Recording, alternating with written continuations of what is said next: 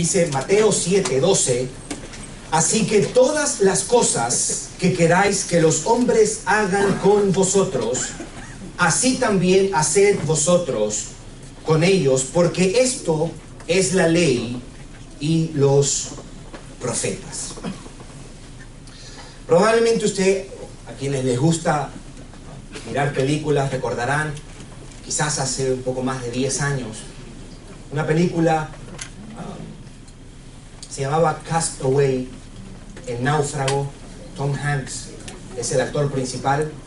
Él es un trabajador, si mal no recuerdo, de FedEx, y en uno de los viajes que ellos están transportando las cajas y demás, el avión donde él está viajando se cae y él termina en una isla solo, y la historia trata acerca de cómo él vivió esos 5 años aproximadamente en esa isla solo, sin comida, sin agua, sin ropa, sin nada. Y una de las cosas más impresionantes, si usted recordará a quienes vieron la película, de la película como tal, es cuando Tom Hanks encuentra entre los artículos que se han caído del avión una pelota de voleibol. Y él a esa pelota de vóley de marca Wilson, ¿se acuerda? Él le pone unos ojos y le pone una boca, le hace una carita, y él comienza a tener una relación de amistad con Wilson. ¿Se acuerda? Y le hablaba a Wilson, se peleaba con Wilson, discutía con Wilson y demás. Y quizás una de las partes más trágicas y dramáticas de la película tiene que ver cuando él está en un bote que él mismo ha creado, y él está con Wilson tratando de buscar ayuda y demás, y la pelota se cae y se va, y no era la pelota para él era Wilson que se estaba yendo, y él se pone a llorar, y fue una parte bastante dramática. Seguramente algunas hermanas aquí lloraron cuando fue eso, y hermanos también lloramos. Pero una de las cosas que revela en particular ese aspecto de la película es lo extraordinariamente necesario que es para el hombre las relaciones interpersonales. Nosotros tenemos una fuerte necesidad de relacionarnos, al punto de hacer cosas como la que ese hombre hizo estando en una situación casi extrema, sin poder hablar con nadie. Es por eso que uno de los peores castigos que se le puede aplicar a un convicto que está ya pagando una condena en una cárcel es aislarlo y desconectarlo del mundo y encerrarlo en una habitación quizás semanas o meses, porque aparte de el encierro es esta imposibilidad que tenemos de poder comunicarnos y relacionarnos con otras personas, porque nosotros, los seres humanos, tenemos esta profunda necesidad de relacionarnos con otras personas. Pero de la misma manera como tenemos esa necesidad natural, también los hombres tenemos una profunda incapacidad para relacionarnos con los seres humanos. Somos malísimos para relacionarnos y para, si se quiere, llevarnos bien con las otras personas. Tenemos esta necesidad de relacionarnos, pero también tenemos esta incapacidad para relacionarnos y llevarnos bien con nuestro prójimo. Es por eso que la Biblia tiene muchísimo que decir, y Jesús tiene muchísimo que decir también, incluyendo en este sermón del monte que hemos venido estudiando. Ahora, ¿por qué Jesús está hablando en este sermón del monte, en especial después de haber hablado de las bienaventuranzas? Él comienza a describir cómo debe ser la vida de un creyente. Ha descrito cómo es el creyente en las bienaventuranzas del capítulo 5, versículo 1 al 12, y de ahí en adelante comienza a explicar cómo debe ser la vida de un creyente a la luz de su nueva naturaleza, a la luz de su carácter, a la luz de que ahora está en otro reino, que es el reino de los cielos o el reino de Dios. Y él comienza a poner al cristiano en todas las esferas de la vida. Una de ellas, por ejemplo, tiene que ver con nuestra adoración a Dios. Por eso es que en el capítulo 6 él se enfoca en lo que es las ofrendas, las limosnas y la oración. Y después entra a hablar de lo que tiene que ver con nuestra reacción o nuestra relación con los bienes materiales. Aquí dice, tú no puedes vivir tu vida haciendo tesoros en la tierra si no tienes que hacer tesoros en los cielos. Y después le dice, no podéis servir a Dios y a las riquezas, porque o vas a aborrecer a uno y vas a amar al otro, o vas a amar al uno y menospreciar al otro. Y después exhorta en el capítulo 6, en el famoso texto de Mateo 6:33, donde dice, buscad primeramente el reino de Dios y su justicia, y todas estas cosas os serán añadidas. Lo dice porque está animándolos a no afanarse. En otras palabras, Jesús los advierte acerca de los peligros de querer enriquecerse, pero también advierte acerca del peligro de afanarse por las cosas de este mundo. Después ha venido hablando de lo que es nuestra sensibilidad a la hora de juzgar a otras personas. Por eso dice, no juzguéis para que no seáis juzgados, con la medida que medís os serás medido. Y habla acerca de esa sensibilidad, esa compasión que nosotros debemos tener si nos corresponde juzgar algo en un hermano, ¿verdad? En alguien que está en la fe. Y ahora habla acerca de nuestras relaciones, directamente cómo nosotros tratamos a nuestros hermanos, a nuestro prójimo. Yo creo que esto, lo que voy a compartir, va a ser de mucha bendición a muchísimas personas. Yo creo que va a ser muy edificante. También creo que algunos se van a ofender. Y si ofende, ofende. Hemos vivido ofendiendo toda nuestra vida a Dios. Vamos a dejar que las Escrituras también hagan su trabajo. Pero mire qué interesante, ¿en dónde está este versículo 12? Alguien diría, después del versículo 11, claro.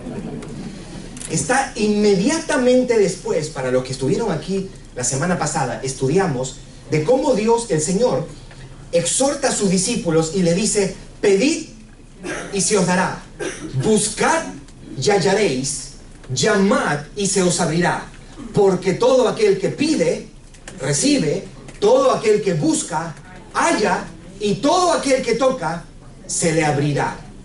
Y después dice, ¿quién de vosotros, dice, cuando su hijo le pide un pan, le da una piedra? Después más abajo dice, si vosotros siendo padres malos sabéis dar cosas buenas a sus hijos, ¿cuánto más vuestro Padre que está en los cielos sabrá dar cosas buenas a quienes le piden? E inmediatamente después del versículo 11, Jesús enseña y dice, así que, ese así que se puede usar también en vista de esto lo que he dicho. Él conecta la oración o el versículo 11 con el versículo 12 con esta pequeña palabra, así que, en vista de esto lo que he dicho. ¿Qué cosa es lo que ha dicho? De que Dios nos va a dar cosas buenas, Dios va a ser misericordioso con nosotros, Dios nos va a tratar con bondad, con amor paternal. Y Él dice, ok, después que tú sabes que Dios te va a tratar bien, con amor, con un afecto paternal, entonces dice, todas las cosas que queráis que los hombres hagan con vosotros, así también hacéis vosotros con ellos. En otras palabras, lo que está diciendo es, si Dios ha sido bueno contigo, asegúrate que tú también serás bondadoso con los hombres. ¿Entiende la relación que hay? En los versículos anteriores les ha dicho, Dios va a ser bueno con ustedes. Es más, Dios ha sido bueno con ustedes. Aquí, cada uno de nosotros puede testificar eso. Si yo preguntaría, ¿ha sido Dios bueno con usted? Usted segurísimo va a levantar la mano. Espero que reconozca que sea así.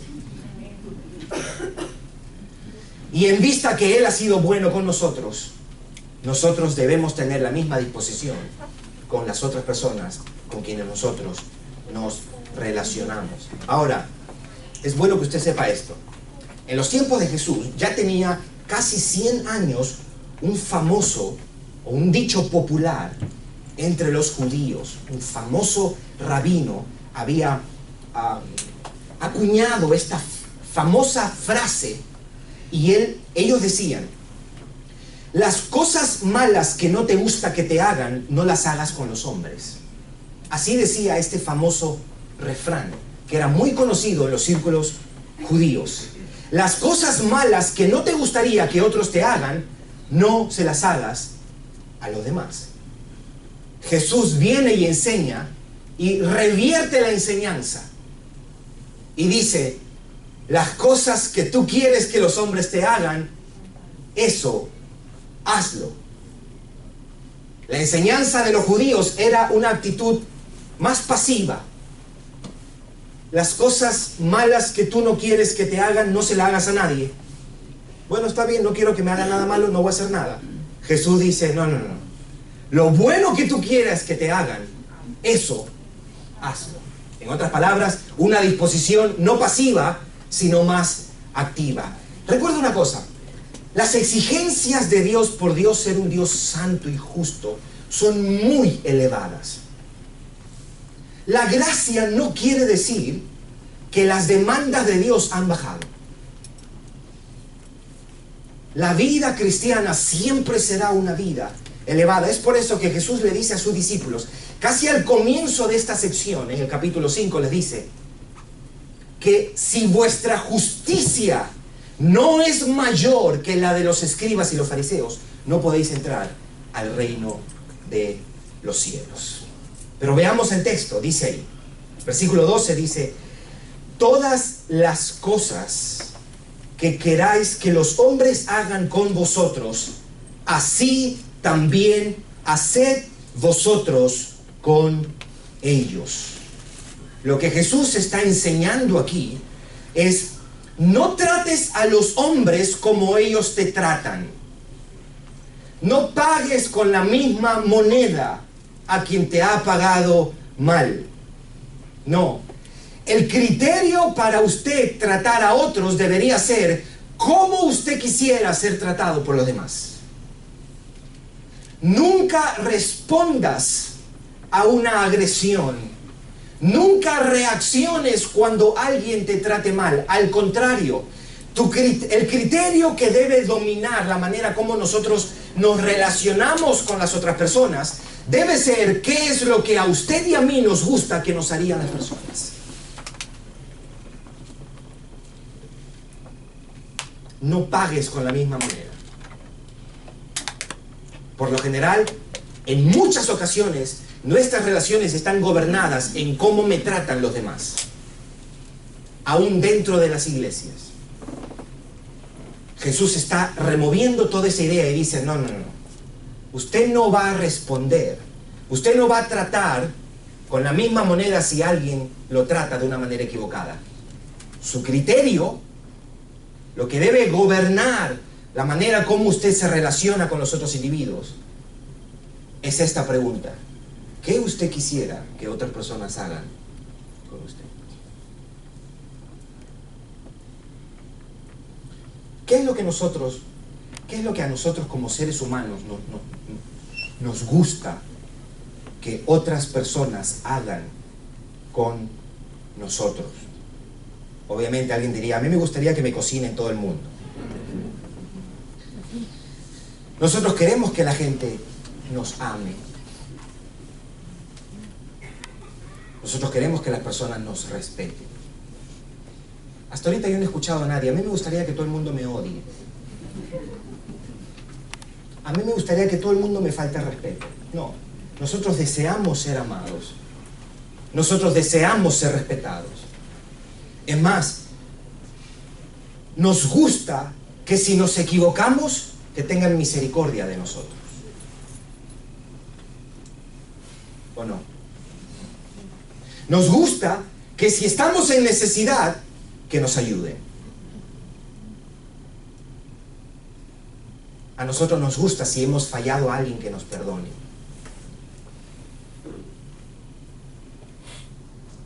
nos gusta que hablen bien de nosotros, ¿o no? A todos nos encanta que hablen bien de nosotros. Y usted dice, ¿por qué usted dice eso? Usted no me conoce.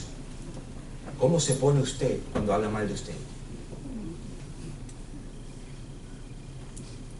Todos queremos que hablen bien de nosotros. Queremos que la gente sea justo con nosotros. Queremos que la gente se interese por nosotros.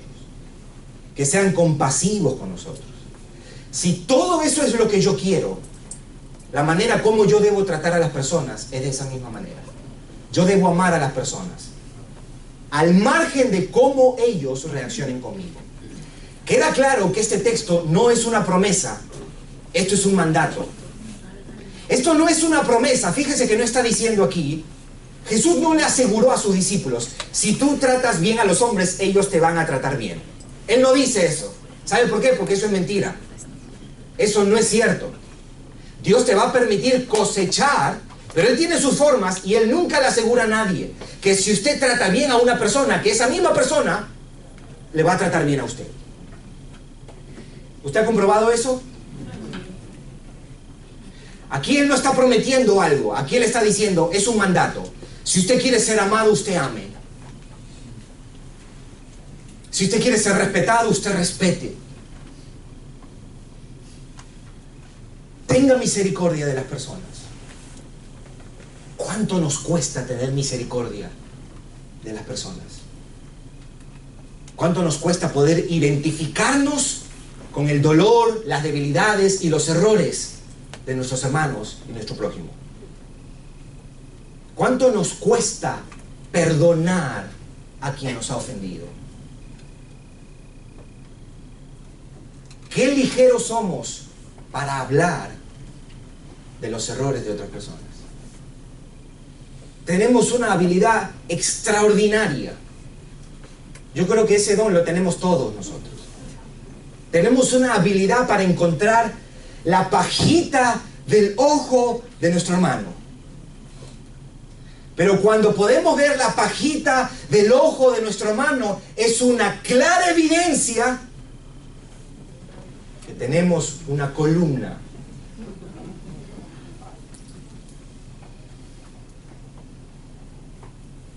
Queremos que la gente sea justa con nosotros. Y en ocasiones sucede que nosotros pensamos, cuando nos pasan ciertas cosas, que hay una conspiración contra nosotros. ¿Cómo te gustaría ser tratado? Así tienes que tratar. ¿Quieres ser amado? Ama. ¿Quieres que te respeten? Respeta. ¿Cómo nos ofendemos cuando nos faltan el respeto? Porque en ocasiones no nos damos cuenta qué tan alto y elevado está nuestro orgullo hasta que alguien nos falta al respeto. No estoy excusando y no estoy justificando la falta de respeto. Estoy solamente probando cuánto nos ofendemos cuando alguien nos falta respeto. Es más, nos ofendemos cuando alguien de casualidad no nos saluda. Saludó a 5 hermanos que estaban ahí, pero a mí no me saludó. Y ese día fue terrible para mí.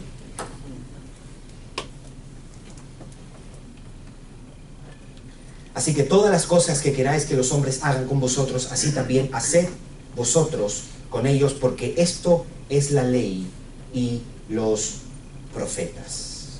Porque esto es la ley y los profetas. ¿Por qué Jesús incluye y dice, trata a los demás como tú quieres ser tratado? Porque esto es la ley y los profetas.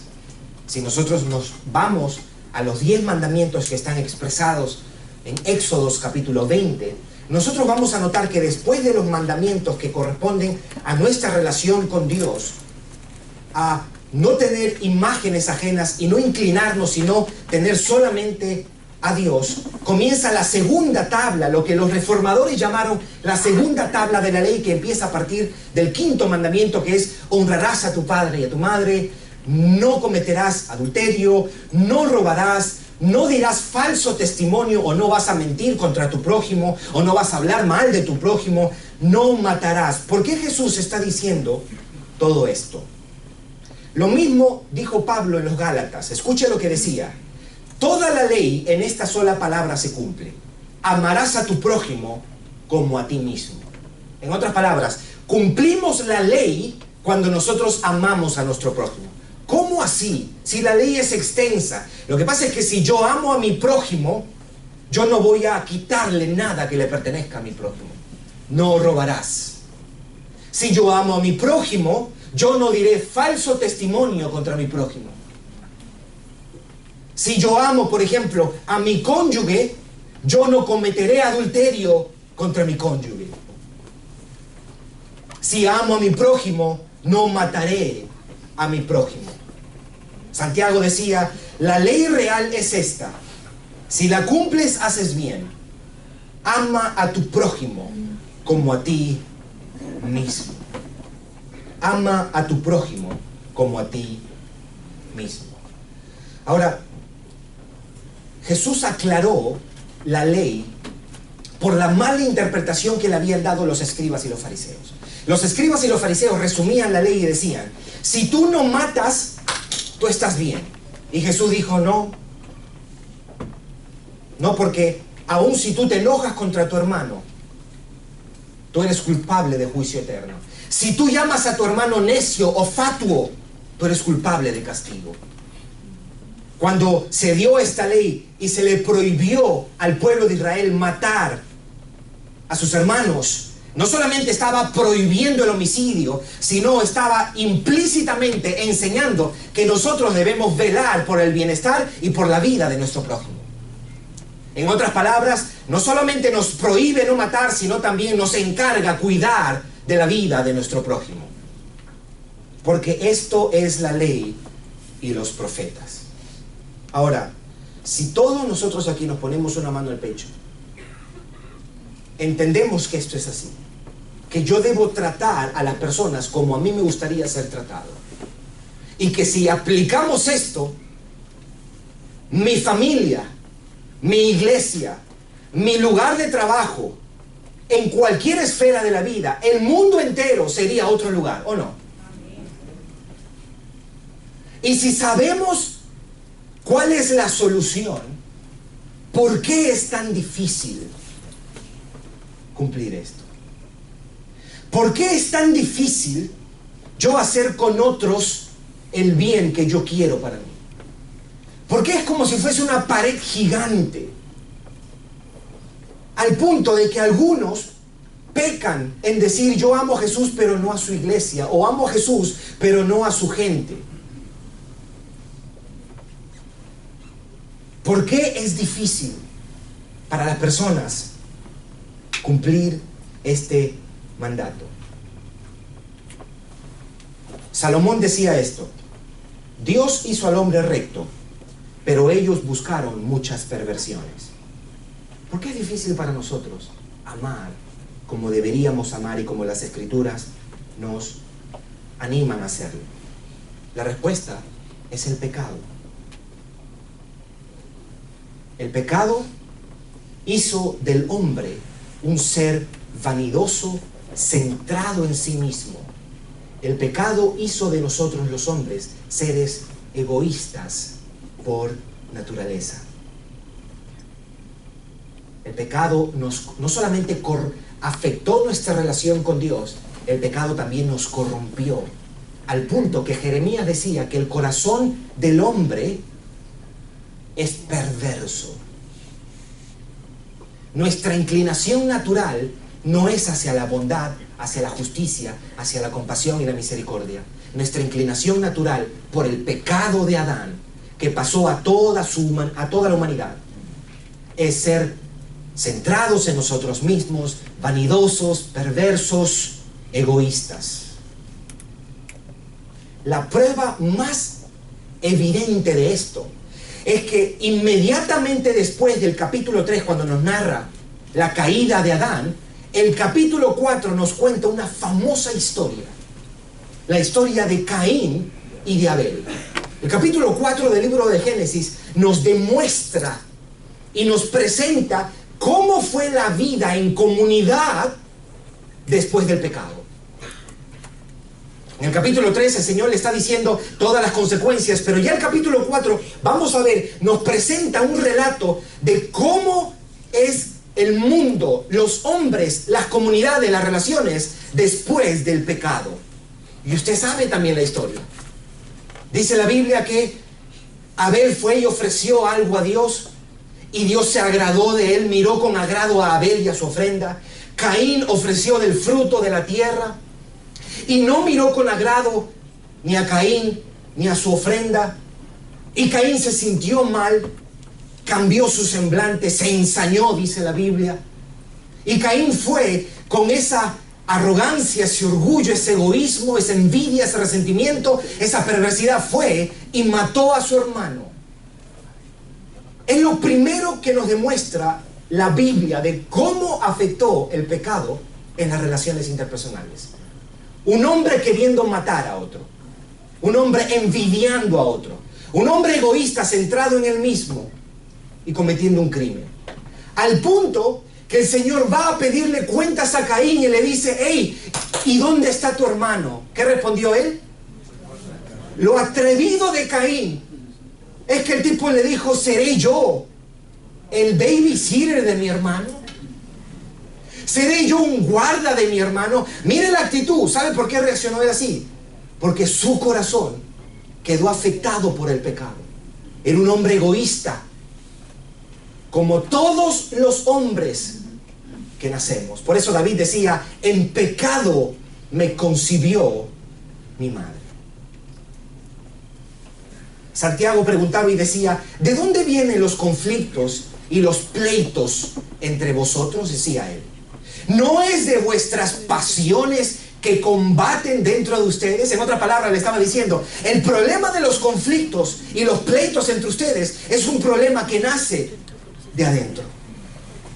¿No lo decía el mismo Jesús cuando él explicaba a los fariseos y les decía: porque de dentro del corazón de los hombres salen los malos pensamientos, los adulterios, las fornicaciones, los homicidios, los hurtos?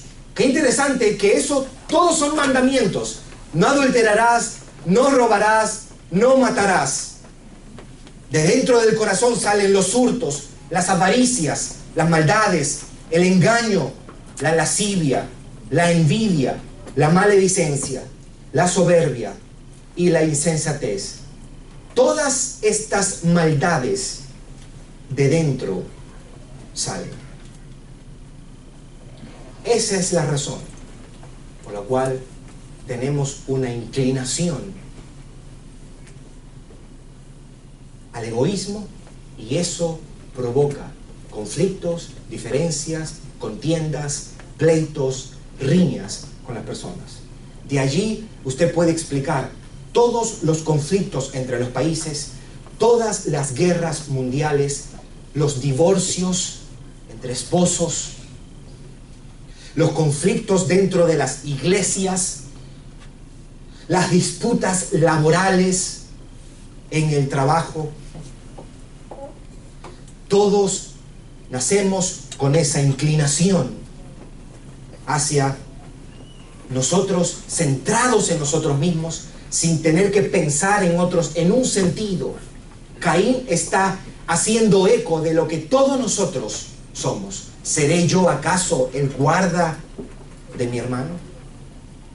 Del corazón del hombre salen las venganzas, los odios, los abusos, la propia justicia y las demás cosas que desagradan y ofenden a Dios.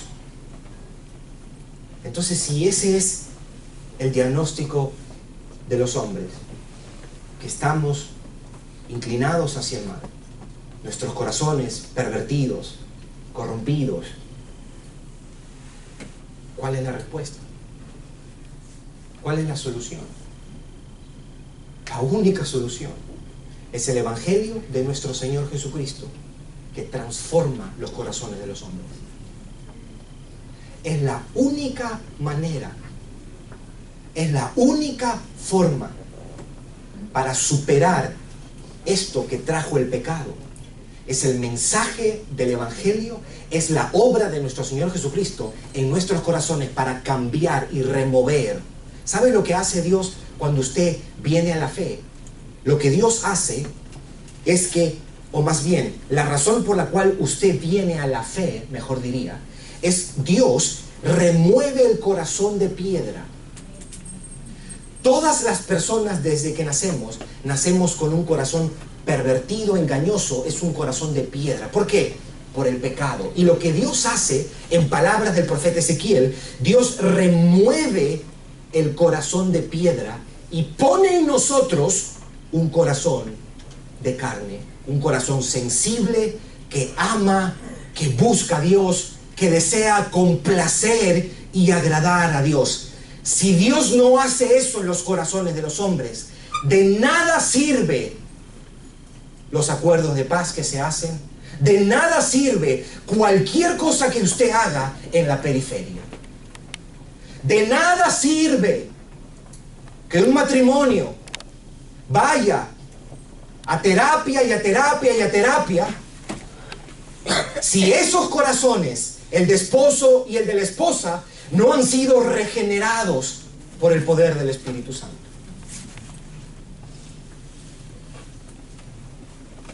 Leí acerca de un matrimonio que tenían 15 años y peleaban todo el tiempo peleaban y se reclamaban el uno al otro.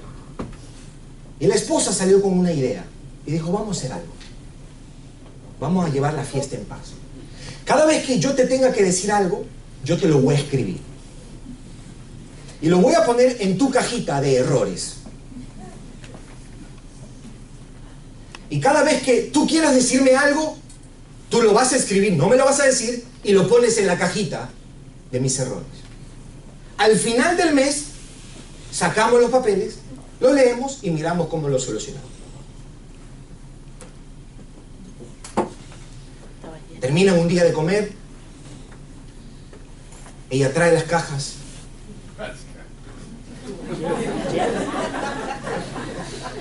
Y él saca sus papeles.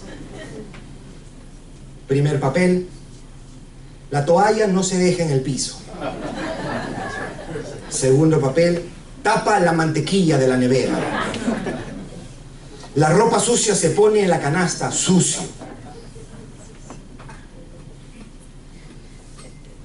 Cuando ella va a ver su papel, va a ver la carita. Los 30 papeles decían una misma cosa: mi amor, te amo.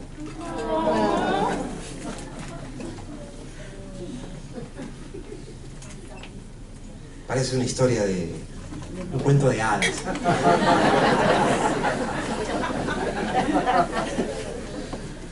¿Sabe una cosa? Hasta que el hombre y la mujer no reciben un corazón nuevo, siempre será lo mismo. Siempre será en la periferia las soluciones. El problema no es externo, el problema es de aquí, del corazón.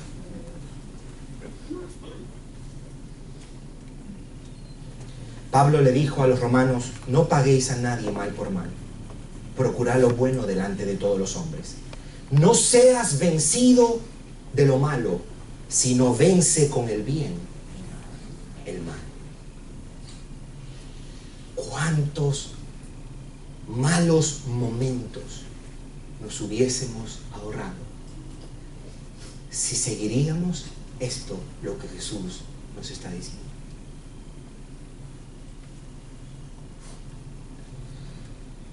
Y lo cierto es que, aún estando en Cristo, con un corazón nuevo, un corazón de carne,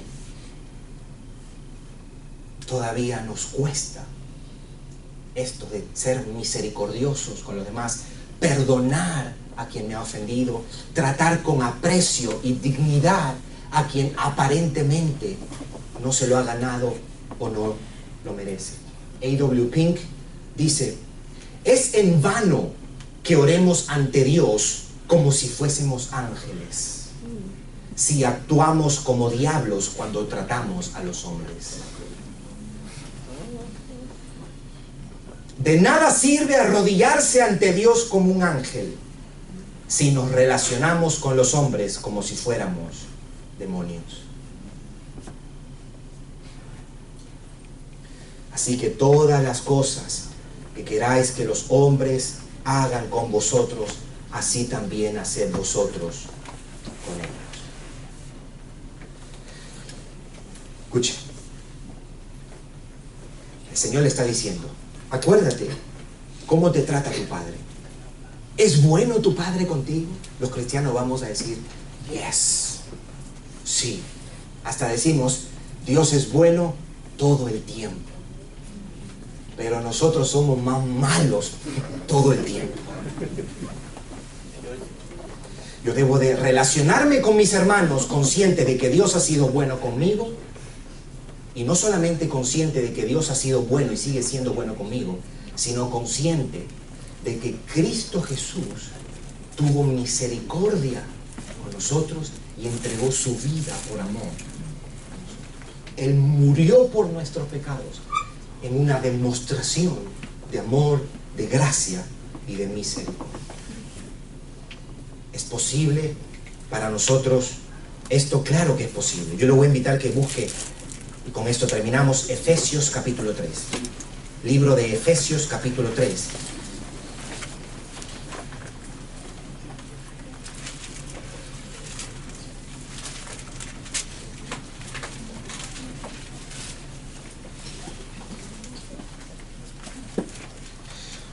Vamos a leer, si usted desea, el versículo 14, capítulo 3, versículo 14,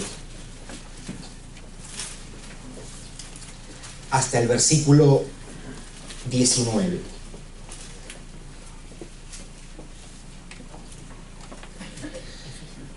¿Lo encontró? Escuche lo que dice. Por esta causa doblo mis rodillas ante el Padre de nuestro Señor Jesucristo. Este es Pablo, va a decirnos las razones de su oración. ¿Cuáles son la lista de cosas por las cuales él va a orar? Por esta causa doblo mis rodillas ante el Padre de nuestro Señor Jesucristo. Versículo 15, de quien toma nombre toda familia en los cielos y en la tierra, para que os dé, versículo 16, conforme a las riquezas de su gloria, ¿qué dice ahí? El ser fortalecidos con poder en el hombre interior por su espíritu. El ser fortalecidos con poder en el hombre interior por su espíritu. Versículo 17, para que habite Cristo por la fe en vuestros corazones, a fin de que arraigados y cimentados en amor, seáis plenamente capaces, ¿de qué? De comprender con todos los santos cuál sea la anchura, la longitud, la profundidad y la altura, y de conocer el amor de Cristo que excede a todo conocimiento, para que seáis llenos de la plenitud de Dios.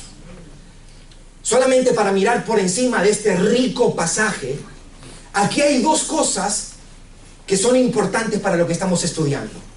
Porque Pablo está orando, entre otras cosas, por dos aspectos que hace el Espíritu Santo en la vida de un creyente. El primero es para que sean fortalecidos por su espíritu en el hombre interior. ¿Qué cosa quiere decir eso? Para que el Espíritu Santo les dé poder para vivir esta vida cristiana. ¿Se entiende?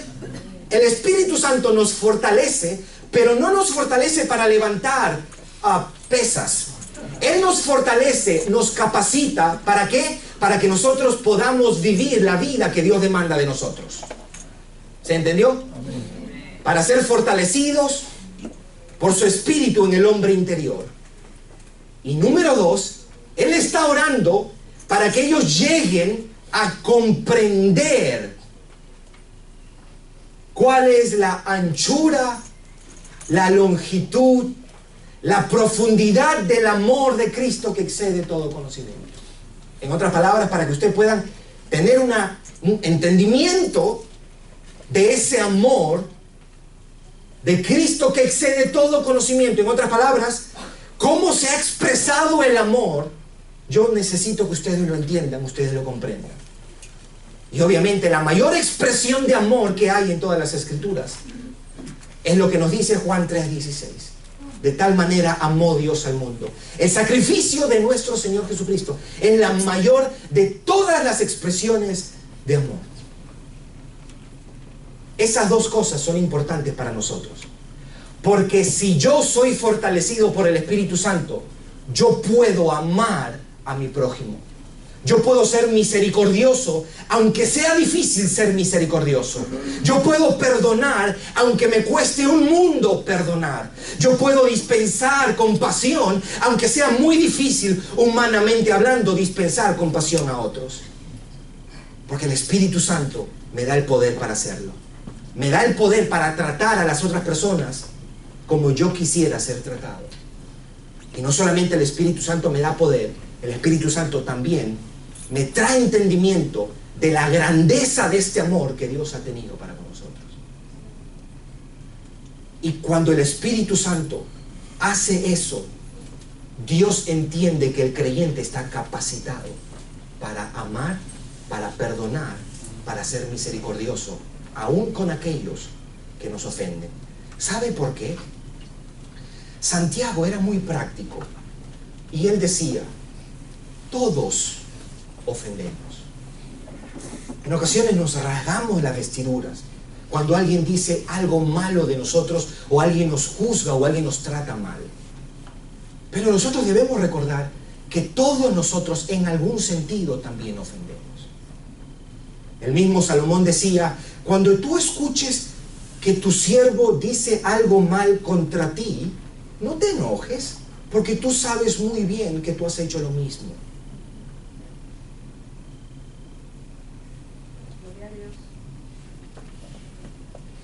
¿Cuántos divorcios se hubiesen podido evitar si nosotros solamente seguiríamos Mateo 7:12? ¿Cuántos pleitos? ¿Cuántas enemistades? ¿Cuántas demandas? ¿Cuántas demandas? Que de por sí es prohibido en la Biblia que un hermano demande a otro hermano. Pablo decía, mejor sufre el agravio, mejor ser defraudado, mejor piérdelo. Pero no pierdas tu comunión con tu hermano y no pierdas la oportunidad de glorificar a Dios. Cuántas demandas, cuántas contiendas, cuántas enemistades por no cumplir Mateo 7:12. Perdona, respeta, ama. Y ¿sabe una cosa? Lo pongo en el banco. Va a ser en ocasiones difícil. Pero tenemos el Espíritu Santo que nos ayuda en nuestra debilidad. El Espíritu Santo nos concede el ser fortalecidos en el hombre interior. El Espíritu Santo es quien nos alumbra para nosotros ver la dimensión de cuánto es la deuda que se nos ha perdonado. El Espíritu Santo nos ilumina y nos dice, hey, ¿quieres ver cuán grande fue tu ofensa contra Dios? Para nosotros tener perspectiva de cuán pequeña y cuán mínima sean las ofensas de los hombres cuando lo hacen contra nosotros. Así que todas las cosas que queráis que los hombres hagan con vosotros, así también haced vosotros con ellos, porque esto es la ley y los profetas. Amén. Amén. Ponte de pie un poco.